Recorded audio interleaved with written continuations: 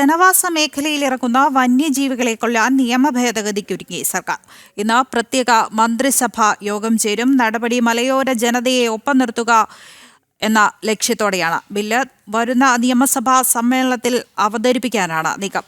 തെരഞ്ഞെടുപ്പ് അടുത്തിരിക്കെ മലയോര ജനതയെ ഒപ്പം നിർത്തി വോട്ട് നേടുക എന്നത് തന്നെയാണ് ഇതിന്റെ ലക്ഷ്യം. വിവരങ്ങളുമായി തിരുവനന്തപുരത്ത് നിന്ന് പ്രശാന്ത് ചേരുന്നുണ്ട്.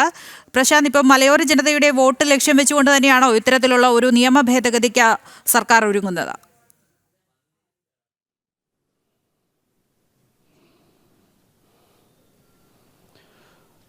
അദൃശ്യ സംസ്ഥാന സർക്കാരിൻ്റെ ഒരു രാഷ്ട്രീയ ലക്ഷ്യം വെച്ചുള്ള അല്ലെങ്കിൽ തെരഞ്ഞെടുപ്പ് ലക്ഷ്യം വെച്ചുള്ള നീക്കമാണെന്നാണ് പൊതുവിൽ ഇപ്പോൾ ഉയരുന്നത്. ഇന്ന് പ്രത്യേക മന്ത്രിസഭാ യോഗം ചേരുകയാണ്. വന്യജീവി ആക്രമണങ്ങളുമായി ബന്ധപ്പെട്ട് പുതിയ തരത്തിൽ ഒരു നീക്കം, അത് തെരഞ്ഞെടുപ്പ് അടുത്ത് നിൽക്കുന്ന സാഹചര്യത്തിലാണ് ഈ നീക്കം നടത്തുന്നത്. നിയമനിർമ്മാണം നടത്തുവാനുള്ള നിയമ ഭേദഗതി നടത്തുവാനുള്ളൊരു നീക്കമാണ് ഇപ്പോൾ സംസ്ഥാന സർക്കാരിൻ്റെ ഭാഗത്തുനിന്ന് നടക്കുന്നത്. 1972 വന്യജീവി നിയമത്തിൻ്റെ ഭേദഗതി എന്ന നിലയിലാണ് ഇപ്പോൾ നീക്കം സംസ്ഥാന സർക്കാരിൻ്റെ ഭാഗത്ത് നടക്കുന്നത്. അതായത് ജനവാസ മേഖലയിൽ ഇറങ്ങുന്ന വന്യമൃഗങ്ങളെ കൊല്ലുന്നതുമായി ബന്ധപ്പെട്ടുള്ള കാര്യങ്ങൾക്ക് അതുമായി ബന്ധപ്പെട്ട കാര്യങ്ങളാണ് ഇന്നത്തെ പ്രത്യേക മന്ത്രിസഭാ യോഗം ചർച്ച ചെയ്യുക. അതോടൊപ്പം തന്നെ മറ്റ് 2 കാര്യങ്ങൾ കൂടി ബില്ലായി അവതരിപ്പിക്കാൻ നീക്കം സംസ്ഥാന സർക്കാരിൻ്റെ ഭാഗത്ത് നടക്കുന്നുണ്ട്. മൊത്തത്തിൽ 3 ബില്ലുകളാണ് ഈ വന്യജീവി വകുപ്പുമായി ബന്ധപ്പെട്ടെന്ന് മന്ത്രിസഭാ യോഗം ചർച്ച ചെയ്തത്. ഒന്ന്, ഈ വന്യജീവി ആക്രമണങ്ങളുമായി ബന്ധപ്പെട്ട നിയമനിർമ്മാണം, അതിൻ്റെ നിയമ ഭേദഗതി.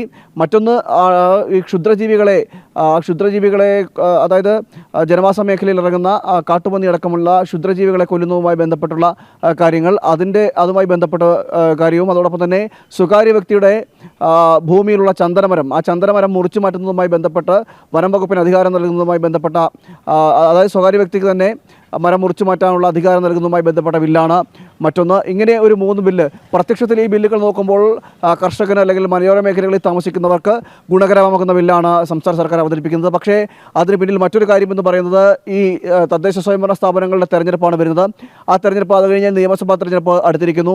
ഈ ഒരു സാഹചര്യത്തിൽ തിടുക്കപ്പെട്ട ഇത്തരം നീക്കം, ഈ ബില്ല് അവതരിപ്പിച്ചുകൊണ്ട് അത് നിയമസഭയിൽ അവതരിപ്പിക്കാനുള്ള നീക്കം നടക്കുന്നതിൻ്റെ പിന്നിൽ ഈ നിയമസഭാ തെരഞ്ഞെടുപ്പ് തന്നെയാണ് ലക്ഷ്യം വെക്കുന്നതെന്ന് തന്നെയാണ് നമുക്ക് മനസ്സിലാക്കാൻ കഴിയുന്നത്. കാരണം ഇത്രയും കാലത്തിനിടയിൽ, ഈ കഴിഞ്ഞ വർഷത്തിനിടയിൽ നിരവധി ജീവനുകളാണ് വന്യജീവി ആക്രമണങ്ങളിൽ പൊലിഞ്ഞത്. മാത്രമല്ല, ജനവാസ മേഖലകളിലേക്ക് കാട്ടുപന്നിയും അതോടൊപ്പം തന്നെ പുലിയും കടുവയും ആനയും അടക്കം ഇറങ്ങുന്ന സാഹചര്യമുണ്ട്. സ്വൈര്യജീവിതം നശിപ്പിക്കുന്ന സാഹചര്യമുണ്ട്. ഈ സമയത്തൊന്നും കാര്യക്ഷമമായ ഒരു ഇടപെടൽ നടത്തിയ സർക്കാരോ വനം വകുപ്പോ അല്ല സംസ്ഥാനത്തത്.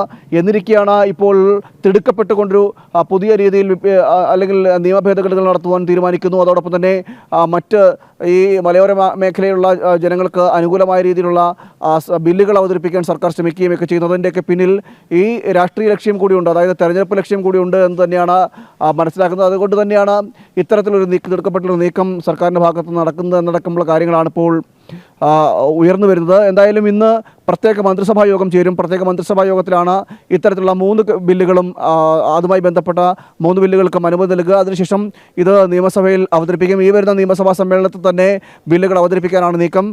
തുടർന്ന് അത് ഗവർണറുടെ സമീപത്തെയും പ്രശാന്ത് ശക്കർമംഗലത്താണ് വിവരങ്ങൾ നൽകിയത്. മലയോര മേഖലയിൽ ഇറങ്ങുന്ന വന്യജീവികളെ കൊല്ലുന്നതിന് വേണ്ടിയിട്ടാണ് നിയമ ഭേദഗതിക്ക് സർക്കാർ ഒരുങ്ങുന്നത്. വരുന്ന തദ്ദേശ നിയമസഭാ തെരഞ്ഞെടുപ്പ് ലക്ഷ്യം വെച്ചുകൊണ്ടാണ് ഇത്തരത്തിലുള്ള നിയമ ഭേദഗതിയുമായി സർക്കാർ മുന്നോട്ട് പോകുന്നത്.